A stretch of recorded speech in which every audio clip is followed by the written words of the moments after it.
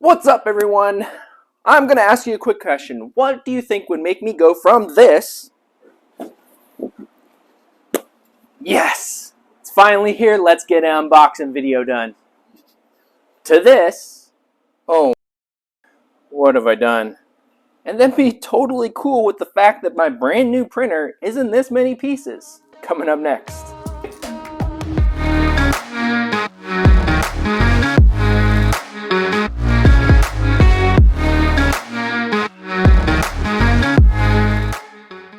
What's up, everyone, and welcome to Farns's Free Time. Answering that question I prompted in the opener, what would make me happy about having a broken brand new printer? Well, I got to learn a ton about the Elegoo Saturn S, and I get to pass that knowledge on to you guys. So in this video, we're going to be covering disassembly and reassembly. We're also going to be covering things that we want to pay attention to and possible upgrades. Before we get into all of that, we're just going to go over basic specs and machine layout. And if there's a specific section that you want to check out, there are timestamps in the description below.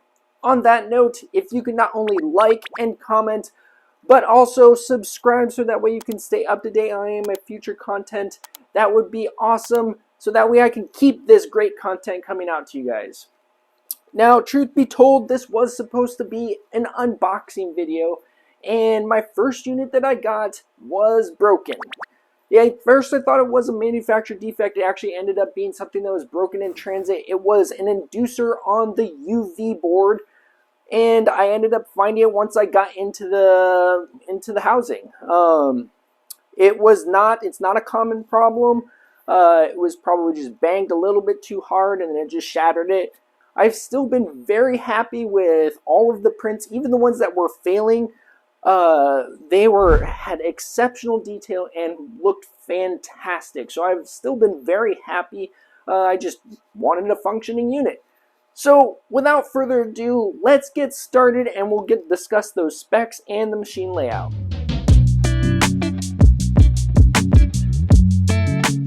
The Saturn S features a slightly bigger build platform than its predecessor, plus 4mm in the X, plus 2 in the Y, and plus 10 in the Z. It also features a slightly bigger 9.1 4K mono LCD screen, which shortens print layer times to just 2 or 3 seconds. There is a 3x2 touchscreen located in the front, and the Z-axis has a dual linear guideway for super stable and high accuracy prints. There's a 54 UV LED matrix, and this light source provides uniform light transmission. There's a USB port receptacle located in the enclosure, but it's for the activated carbon filter only. The activated carbon filter absorbs and filters resin odor and fumes, and is actually quite nice. There's a small fan that powers the unit, and when it's plugged in, there's a green light to let you know it's working. There is no network input like the previous Saturn, but it cuts on costs and in my opinion is really not needed. The on and off is located on the back left along with the power plug-in, and is very easy to get to. There is a USB stick included, and the USB input is located on the right side towards the back of the unit.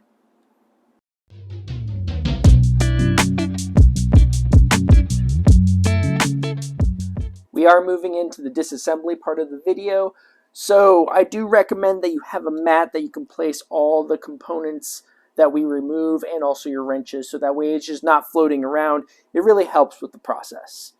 So, to start off, our unit is powered up, so we're going to go ahead and turn it off. Once we have it off, we're going to remove the top cover. We are going to remove the build plate. We are going to remove our carbon filter. And we are going to remove our vat. Remember, once you remove the vat, the screws are loose. There are feet underneath, so that way you won't hurt the FET by putting it down, but also put those screws in a safe place. The Saturn S does come with 4 wrenches, right? You really only need 2, and they're pretty much color coded. I don't know if that was on purpose or not, but the 2 silver wrenches are the ones that you'll need. I am going to turn the unit sideways so that way you can get a better view of what I'm doing. Alright, now that we have our 2 wrenches, right, you will need the smallest one. And we're going to be removing this panel right here.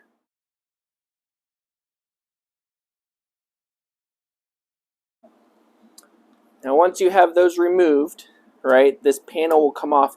There is normally tape that holds this in place though. It's like a black heavy duty almost duct tape or electrical tape. So when you come out, it'll want to stick there like that. You want to kind of just make sure that you can pull it off, all right? See, and you can see that tape right there. Now that we're on the inside here, we're going to want this component right here. This is the ribbon cable that goes to the LCD. Now in the Elegoo video, they just kind of show you kind of pulling it apart. I'm going to zoom in and show you what will actually make it just a little bit easier here. There's this little bracket right here.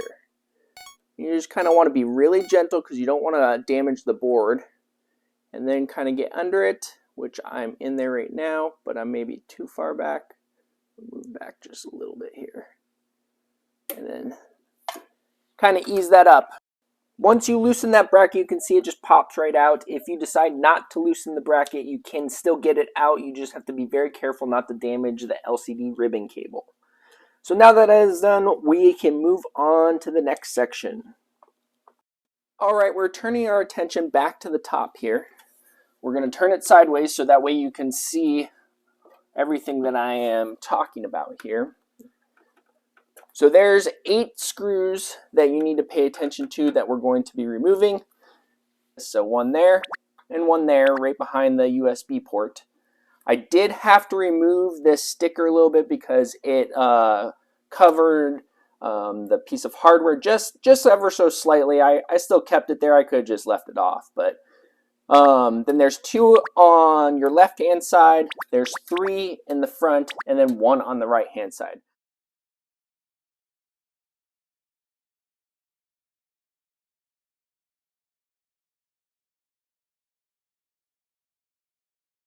Now that all the hardware is removed, we're going to go ahead and turn sideways. You do not need to do this, right? This is purely so you can see what I am doing.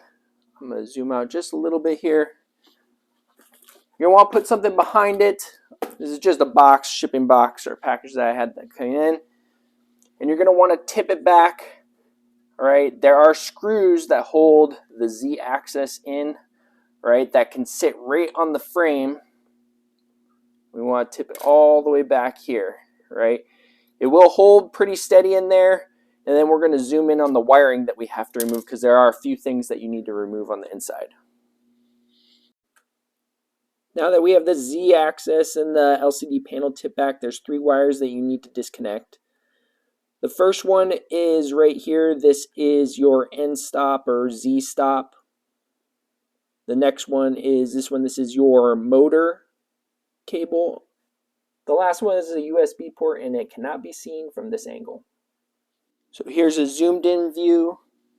You have your Z stop or Z switch right here and then the Z motor in the back here that you need to disconnect from the board. And I'll give you a top view too and show you that 3rd wire in just a second. And here's our top view, our Z stop, our Z motor, and the 3rd and final cable right here is the USB. So I'm just going to unplug this one from right there. Go ahead and unplug the motor. Be gentle, you don't want to pull those cables out. All right, now we have all of them and the top will be able to come right off. All right, everything is up and running. You have your 2 cooling fans. You have your main board right here, which is, as you can see, the Chidu box board right there. Right, you have your UV array, and then you have your UV LED array control panel over here. This is how it lights up the array and controls the power to it. There are 3 separate panels, and we will discuss what was broken on this unit in just a second. Let's go ahead and run that exposure check so we can see what was malfunctioning on this unit. So as you see, there's only 2 UV panels lit up out of the 3. This one was missing an inductor on the board, which I thought was a manufacturer defect. It was not. It was actually probably broken in transit or just banged around. So now that that's done, we are going to start putting it back together.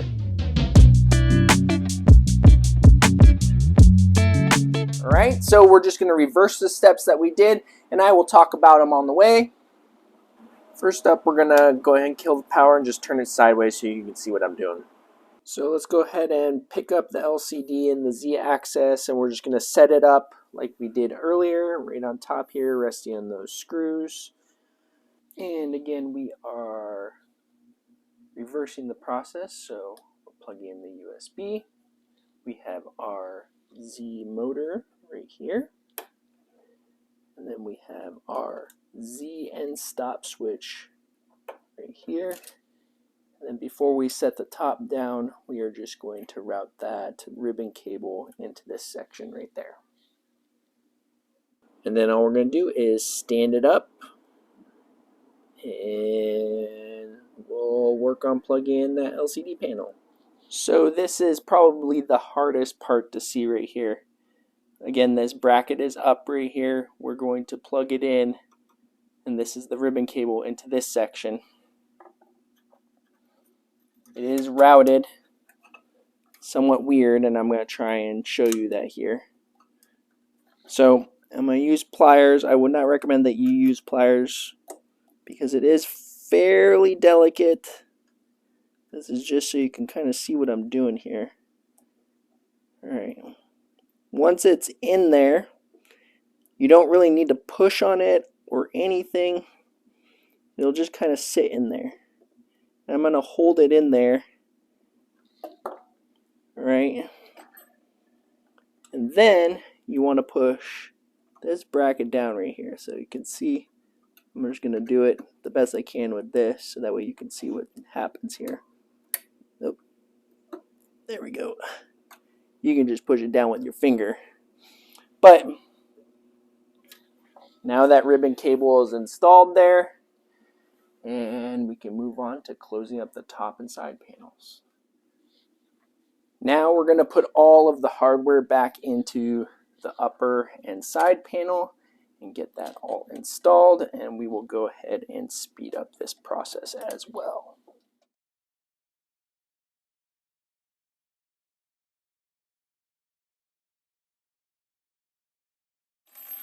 Now what we're going to do is reinstall this side panel too. It's only those 4 screws. I kept the tape back in there. You don't have to. You can pull it out.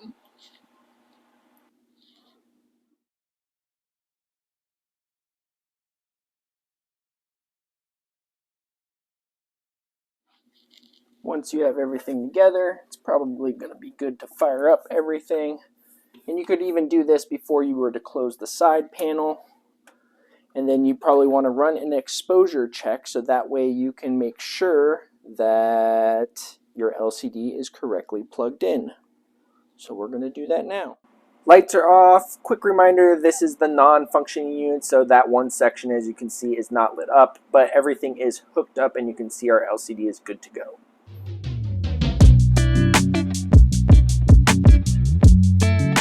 Right, there's a few things that you might want to consider and that I'm going to warn you about. So if you want to get one of those flex plate systems, they do recommend that you print out an end stop, and I will show you why. So in the back here,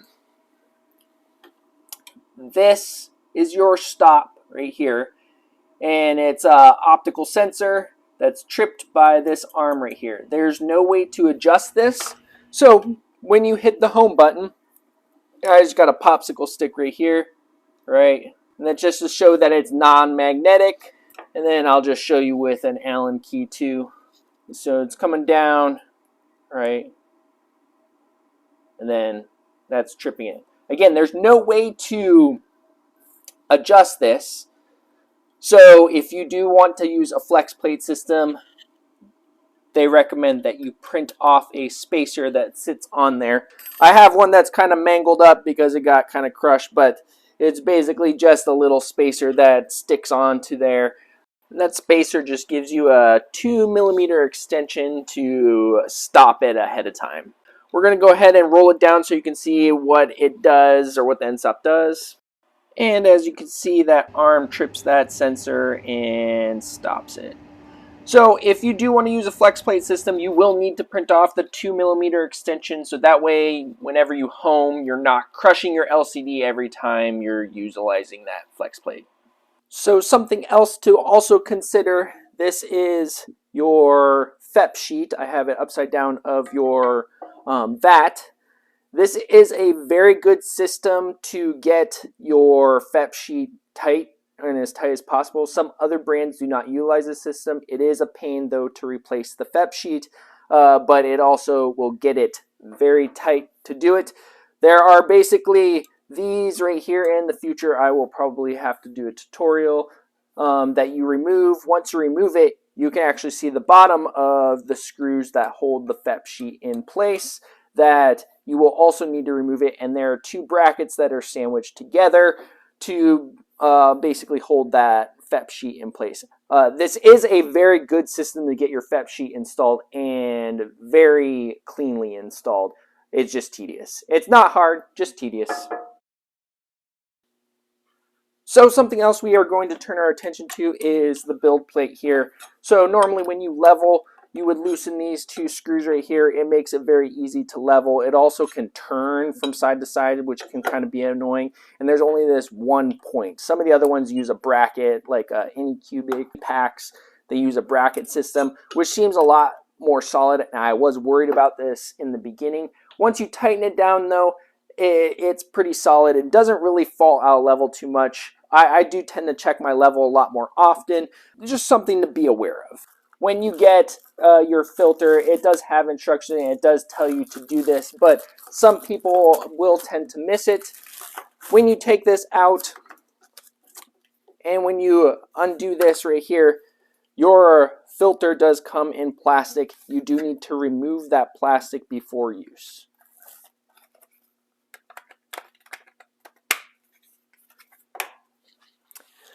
One last thing to consider is our LCD screen. Our LCD screen is considered a consumable, which means that you will have to replace it at some point or another. And those UV lights do contribute to its deterioration. So if you do a lot of printing, it will be sooner rather than later.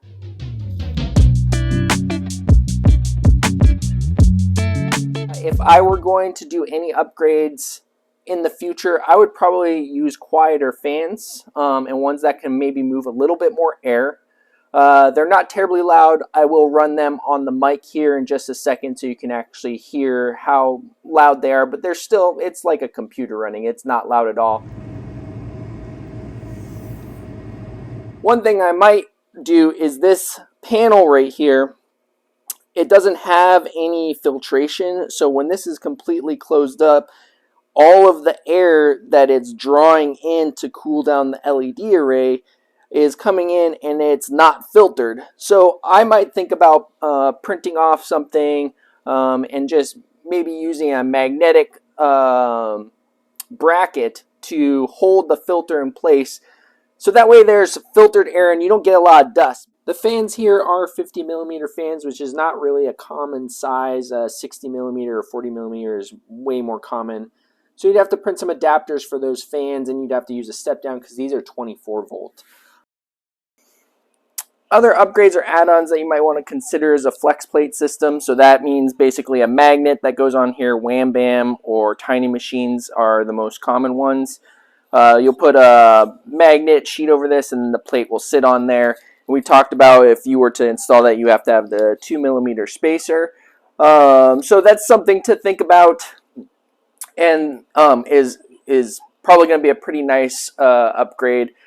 A couple add-ons that you can do, and I will have links in the description below for these, is you can print off handles for your top acrylic lid. They just attach with double-sided tape. You can also find them probably at the hardware store or something similar, or off of Amazon, or this bracket right here. And this bracket is fairly easy to install as well. All it does is slip right over the top. There's a double-sided version as well, but the double-sided version kind of blocks this nut right here. And really, I only need one side.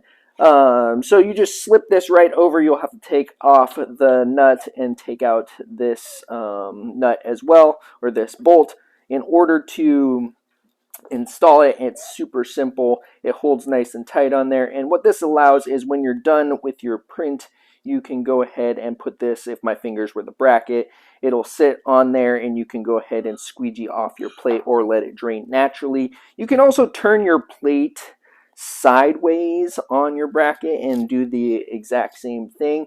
The only advantage to this is if your print isn't too tall, you can put the lid back on fairly easily, whereas if you have it like this, your prints have to basically be miniatures or only about this far off of the plate for you to be able to even think about putting the lid back on. So again, the super simple upgrades that you can print out yourself.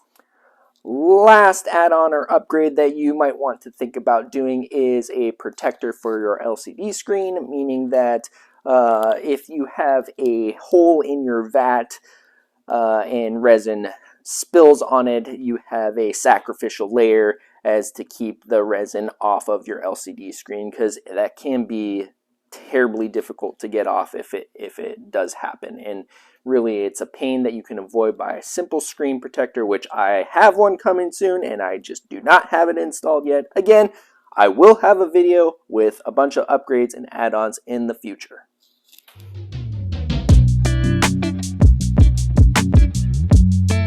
Closing thoughts on the Elegoo Saturn S. It's a fantastic printer, and although I got a broken unit to start, both Amazon and Elegoo were very helpful in trying to alleviate that situation. Not only did it give me an opportunity to get to know the machine inside and out, but it also gave me an opportunity to produce this content for you. So whether or not you're performing maintenance on your Saturn or just looking and shopping around for either your first or another resin printer and this is on your list, I hope you found this content helpful. And on that note, don't forget to click that like button and subscribe to future content. I will be having a first prints video coming out soon, so look forward to that, and I will see you guys next time.